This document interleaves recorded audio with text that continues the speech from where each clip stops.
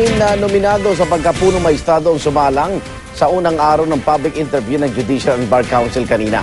Saksi si Tina Panganiban Perez.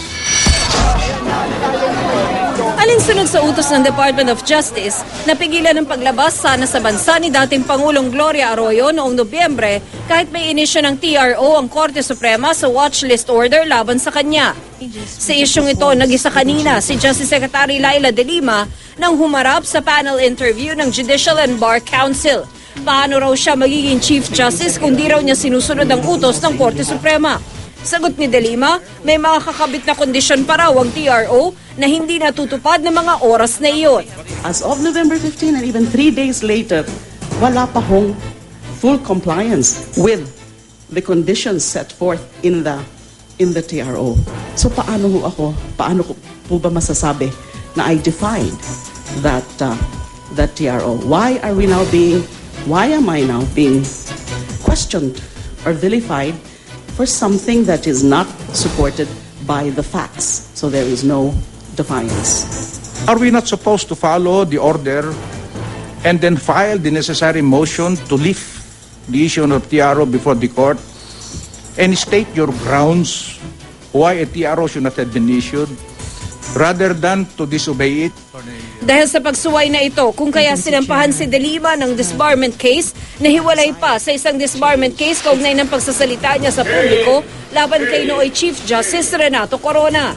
Is it not that it would be more prudent if let us first decide that disbarment proceedings before anything else? I would have wanted that, Your Honor, but as I said, it's actually beyond my control. Now, let me say, Your Honors, that I'm confident that this would be resolved in my favor. I don't think that I deserve to be disbarred. Personal na pinanood ang panayam ng abogado ni Corona sa impeachment trial ng si Atty. Rico Paulo Quicho na naghain ng oposisyon laban sa nominasyon ni De Lima. Nakakabahala sapagkat sabi ko nga, mukhang tila talagang binibibi natin si Secretary De Lima. Dapat iangat natin yung antas ng pamumuno at dapat kung ano yung mga moral standards na ninanais natin lahat, iyan yung maipakita ng JBC doon sa susunod na punong maestrado. Ako ang feeling ko that disqualification case will be voted upon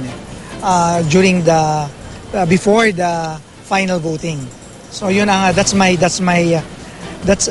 parang feeling ko na mangyayari diyan because ang position ni Secretary De Lima is that hindi pa nag-ripen yon to a regular administered case. Nang tanungin matapos ang panayam kung anong nararamdaman kung hindi mapili, I accepted the nomination. I'm aspiring for the post. It's but natural that if I get disqualified, I will be so disappointed, I will be so displeased. Hindi ba natural yun? Because since I accepted the nomination, I'm going for it. si Presidential Commission on Good Government Chairperson Andres Bautista naman na unang sumalang sa panel interview, 4 na siraw ang nais tutukan: corruption, congestion of cases, competence at credibility. Mas mainam daw kung landmark cases o malalaking kaso lang ang hahawakan ng Korte Suprema.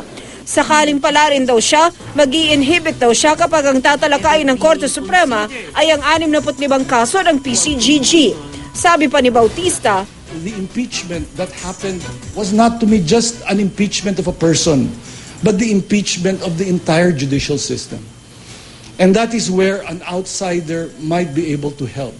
He or she may be able to bring a breath of fresh air, a new perspective as to how things can be done. So I said,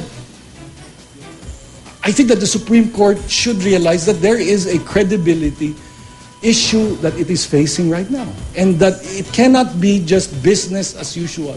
naghain ng PhilComSat ng opposition sa nomination ni Bautista dahil binawi raw ng PCGG ang ilang ari-arian ng mga Marcos kahit may desisyon na ang korte sa mga kaso. Edad naman ang naging issue sa 67 taong gulang na law professor na si Soledad Cagampang de Castro.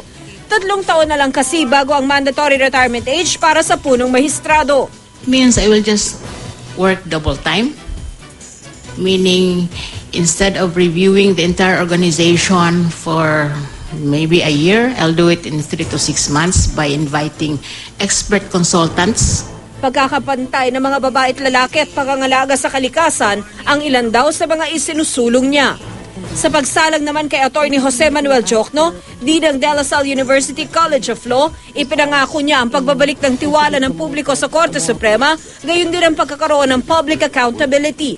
Gagawin din daw mas magaan sa bulsa ang paghahanap ng hustisya at ititigil ang pabago-bagong desisyon ng Korte Suprema. If ever I am appointed, I would address it with a 4-point program.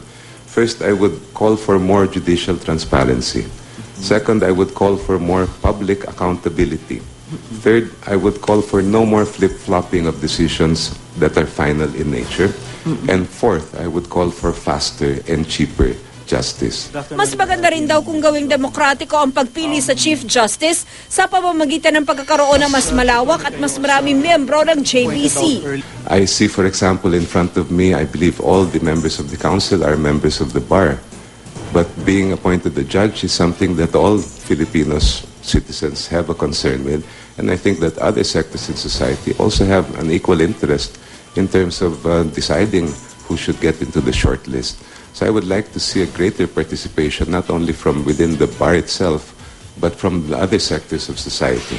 Independent at pinagkakatiwalaang sakay ng pamahalaan naman ang gusto raw para sa hudikatura ni Solicitor General Francis Ardalesa. Kaugnay nito'y tinanong siya kaugnay ng independence ng Chief Justice sa mga dating kliyente o pinagtrabahuhan ng isang Chief Justice. Gaya niya na halimbawa na naging Corporate Secretary ng San Miguel Corporation. If I am blessed to be Chief Justice, sir, I will inhibit from all cases involving San Miguel Corporation.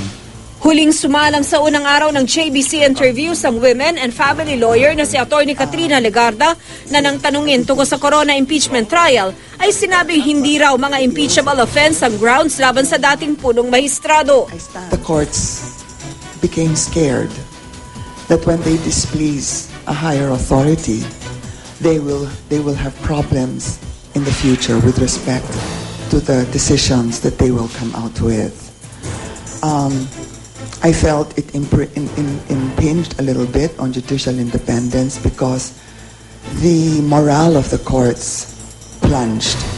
Ipinagmalaki niya ang mga sistemang naayos sa paninilbihan bilang legal consultant ng GSIS.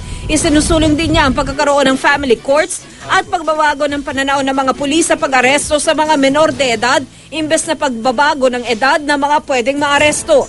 Lalabanan din daw niya ang katiwalian sa hudikatura. When judges and court personnel know that the axe will fall, and it will fall quickly and exceedingly small, I think the concept of corruption may be addressed. Ito pa lang ang unang araw ng public interview ng Judicial and Bar Council para sa mga nominado sa pagka-Chief Justice. Matapos sumalang ang 6 na nominees ngayong araw, 16 na iba pa ang sasalang hanggang sa Biyernes. Pero hindi lang mga miyembro ng Judicial and Bar Council ang pwedeng magtanong dahil ang publiko pwedeng magpadala ng kanilang tanong sa JBC. Nakatakda namang pag-usapan ng Senado at Kamara kung sino ang pinal na magiging kinatawan nila sa JBC. Pero kanina, nagbigay daan muna si Senate Justice Committee Chairperson Chis Escudero kay House Justice Committee Chairperson Neil Tupas Jr. Ako si Tina Panganiban Perez, ang inyong saksi.